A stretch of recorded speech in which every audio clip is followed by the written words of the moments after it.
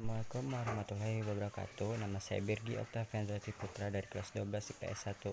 Ingin membacakan warta berita. Komisi Pemilihan Umum Kabupaten Poso, Sulawesi Tengah menggelar pemilihan ulang. Komisi Pemilihan Umum Kabupaten Poso, Sulawesi Tengah menggelar pemilihan ulang dina poe Sabtu 12 Desember 2019.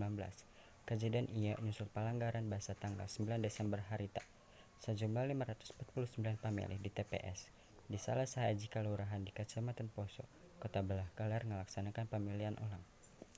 Panwaslu Kabupaten Poso ngadegeskeun yen pamilihan ulang dilakukan sageus diputuskan saprak ayana palanggaran ku salah sahiji jalma anu milih leuwih ti hiji surat suara. Dina pamilihan ulang panyelenggaraan oge ngaganti pupuhu jeung sakabeh anggota KPPS.